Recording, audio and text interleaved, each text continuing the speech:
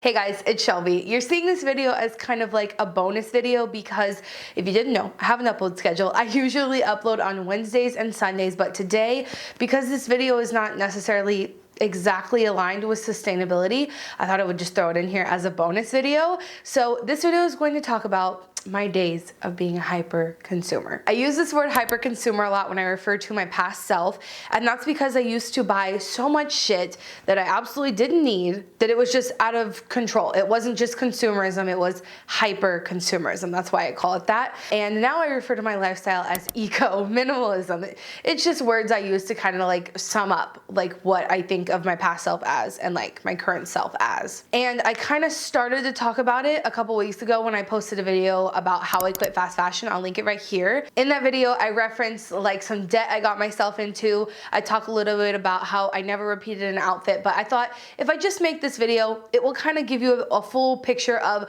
who I used to be, and then also be able to see the stark contrast from who I used to be to who I am now, to either give you hope from where you are in your journey, just to tell you a fun story, to give you more background on who I am, or to give you hope for your friends and family that you are thinking are just too far gone on the hyper-consumerism train, and you are hoping that someday they will align with your values and maybe, live a more sustainable, ethical lifestyle. So I've got a few things to go through of things I used to do that I think are horrendous. Some you've heard before, some I have avoided talking about because they're just embarrassing. But first I want to give a big thank you to today's sponsor, which is Fair Shake. Since we're talking about consumerism today, I thought it would be really interesting to bring Fair Shake onto this video, because essentially what they do is help support and empower you whenever a large corporation tries to take advantage of you. If you've ever had to file a dispute against a brand that was charged you unfairly or continues to draft your bank account when you don't want them to, a great example is whenever you try to cancel a gym membership, they make it so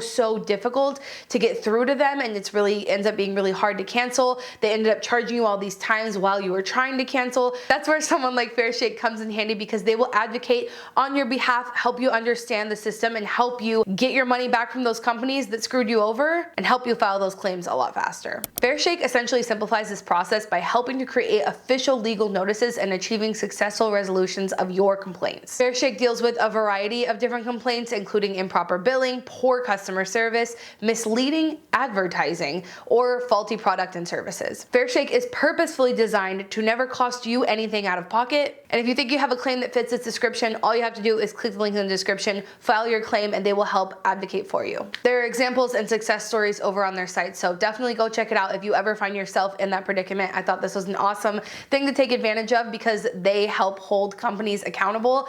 And as I will hint at throughout this video, I really think that misleading advertising and just the manipulation overall of marketing really feeds into how I ended up being the hyper consumer I was. So I just thought that would be fun. Check them out, the link in the description if you want. So, how consumerism ruined my life, or more so, and we're gonna get into this, how consumerism could have completely ruined my life. And luckily I have privileges that led to it not completely just destroying my life, essentially. I've talked a lot about how I never used to repeat an outfit when I was in high school, right? I used to wear a different outfit every single day. I was highly manipulated by marketing systems, media, like TV, things like that, to make me think that my self-worth was ingrained into what I was wearing. What I want to focus on in this video is, of course, there are sustainability benefits for me stopping wearing an outfit only once, right? As far as personal happiness goes, quitting fast fashion and removing myself from being the hyper consumer I was in general really improved my life, because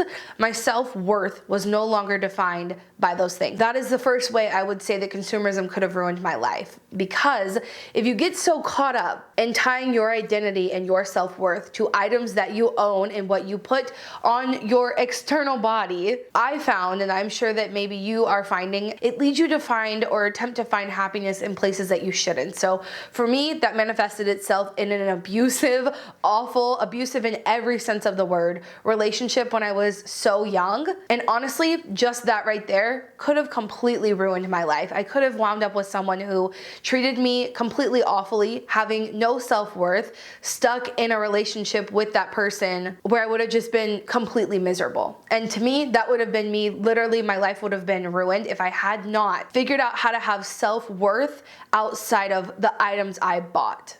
So another way that consumerism could have ruined my life when I was young and didn't have self-worth and was manipulated by a ton of marketing and media and all that kind of thing is I got myself into debt that I didn't even know I was getting myself into. So if you didn't see my video I referenced earlier, how I quit fast fashion, you wouldn't know this because I completely forgot about it too.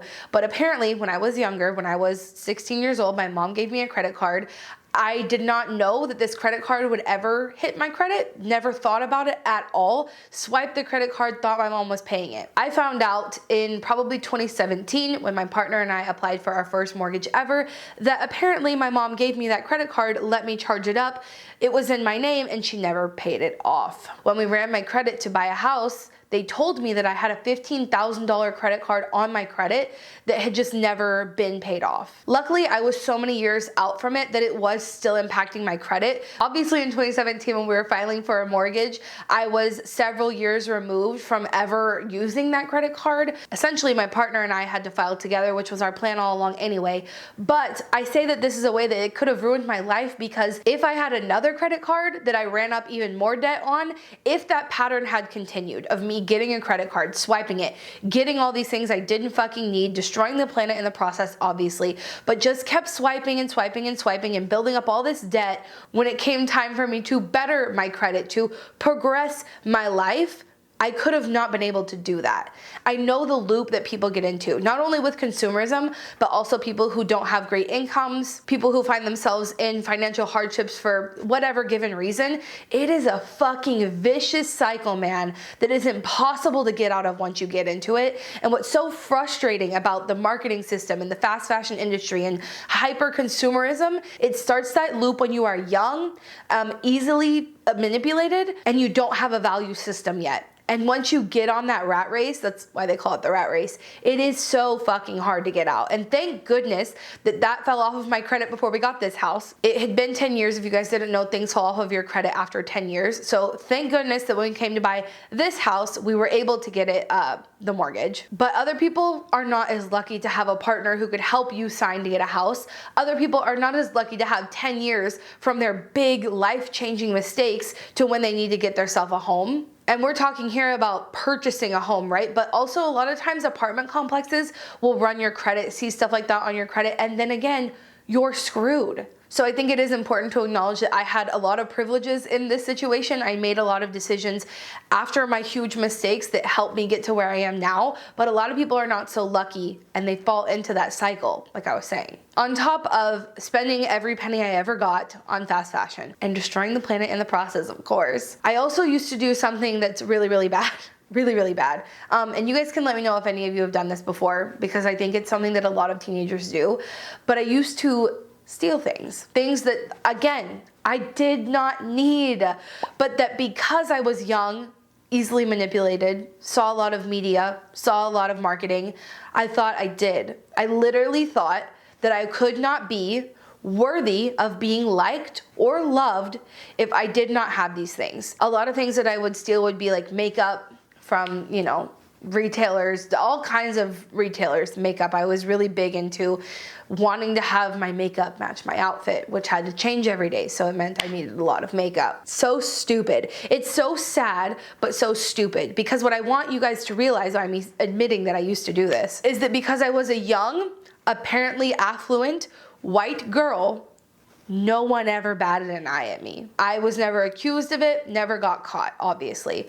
But I had a friend who is Hispanic, and she was not stealing. Like, she was the last person who would have ever stolen something. And I remember once we were walking out of Claire's, the lady who worked there thought she had stolen something and put it into her bag. So as we were walking out of the Claire's, they stopped her, put her in like mall jail until her mom could come get her. They searched all her stuff.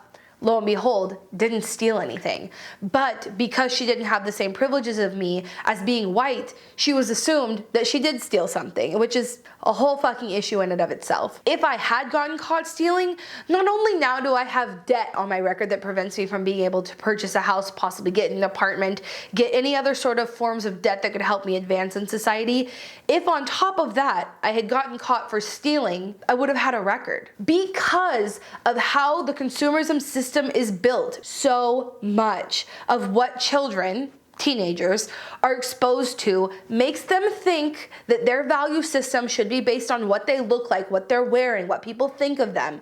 And it leads them down this path of doing awful fucking things that can end up ruining their entire life. All of these things I pushed down and I pushed down because I'm ashamed of them. I do not want to be that person. I'm not that person anymore, obviously. Obviously, everything that I stole, everything that I bought had an impact on the planet that fucking didn't need to. And obviously sustainability is the motivator for me living the life I do today. But I also think it's important to talk about the mental side of how all of these systems manipulate us into thinking that we need all this shit when we just fucking don't, dude. My whole life could be so fucking different. And if I had ever gotten caught for the things I did, if I had gotten caught up in the cycle that so many people do. And I think it's important to acknowledge my privilege and where I started and where I've gotten. And I think it's also important that more people hear messages like this so that they can make that connection that like their self-worth doesn't have to be put in to the clothing that they're wearing, and so that hopefully more people don't make the mistakes I do and get caught up in this cycle that will inevitably end up hurting their future. This felt like a weird video to make, to talk about, but I obviously have hundreds of other videos that talk about solutions to this problem, right? I have a whole eco-minimalism playlist to talk about things you don't need to buy, why you shouldn't buy them, how they impact the planet, how they can also impact your mental health, because I think there are 3 pillars, right, to why you should not be a hyper consumer and why you should be an eco-minimalist.